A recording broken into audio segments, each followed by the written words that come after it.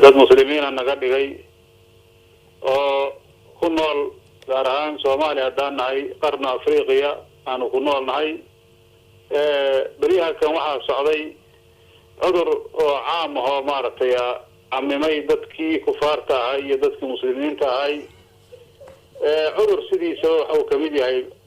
maqaadirta Ilaahay subhanahu wa ta'ala qada'ullahi wa qadarihi waaye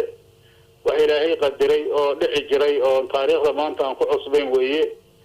cudurkan hadda cudurka ka badan adduunka soo maray sida taariikhda lagu xasuusto wax badan hadda soo dhacay laakiin waxa waaye cudurku markuu yimaado horta sideedaba waa in loo hoggaansamo qadaha iyo qadarka Ilaahay loo hoggaansamo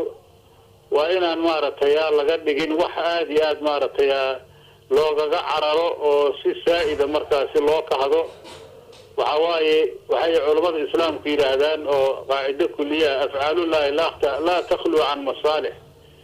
ilaahay af'aashiisu masalih kama marna wax kasoo koonka yimaadna waa af'aal ilaahay cudurka hadii uu yahay cudurka sidaas oo kale oo safmareenka oo dadka dila sida koleeraha oo kaleentood ama badaa'unka waxa loo yaqaano ama wabaha hadda carabtu hadda cudurka hadda alwabaa ay wadahaysa waa cudurka maaragtay la isqaasiyo oo dad badan ay ku dhintaan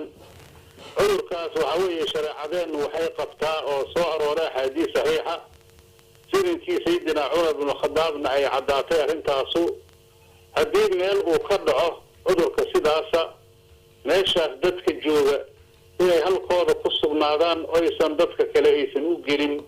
oo waqaayo ay sameeyaan ayaa shariicadu waajib uga dhigaysaa dadka kale muslimiinta ayaguna inaysan u gelin dadkaas oo waxa weeye aan dadka meeshaas maralkaas ka dhacay inaan la aadin ee la kala xayiraado waa sida shariicadeenu qabto sayyidina Umar ibn Khattab waqtigiisi daa'uun Amwaas oo dhulka Shaam ka dhacay isagoo jihaad u socdo ciidan fara badan wato saxaabo ajilaa waaweyn ay ku jiraan Abu Ubayda ibn al-Jarrah ay kamid yihiin ayaa markaas waxa loo sheegay asagoo halkaas ku sii socda in meeshaas cudurkaas uu ka dhacay wabaha oo maaragtay koleeraha loo yaqaano markaas Sayyid Umar wuxuu yiri asxaabtii Nabiga Kaleey Salaatu Salaam iyo ummadiisii muslimiinta ay u geli maayo daa'uunkaas waana ka joogsanayna markaas waxa weeye Abu Ubayda ibn al-Jarrah wuxuu dhahay afraara min qadarillah ya Umar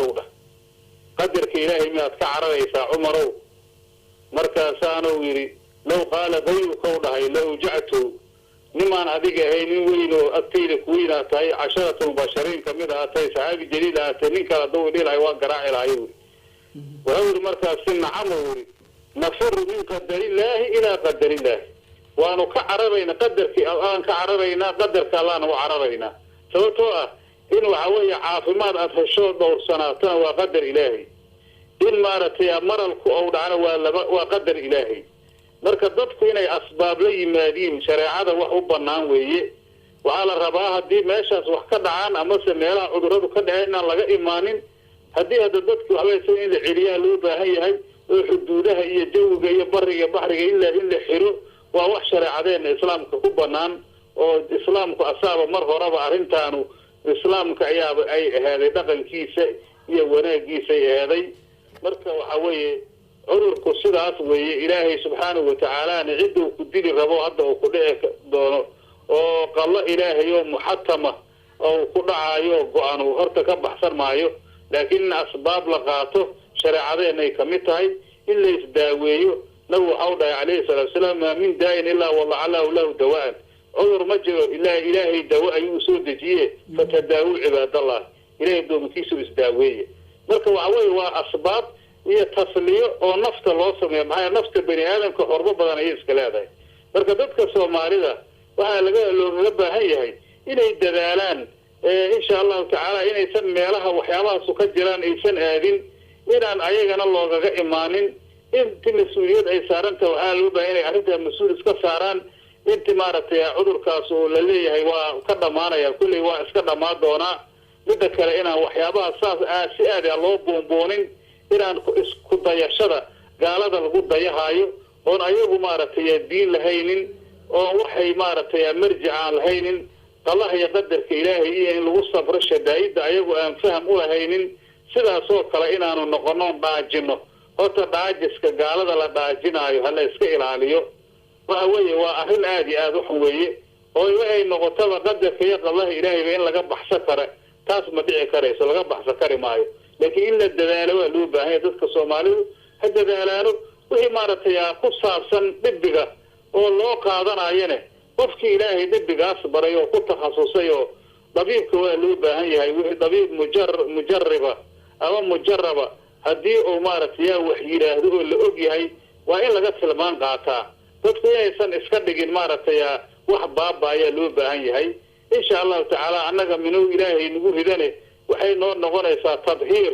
iyo darajo ilaahay korna u qaaday shahaado ayay noo noqonaysaa oo dadka daacuunka iyo cudurrada halisa ku dhinta iyo waxyaabahaas shahaadada ummadda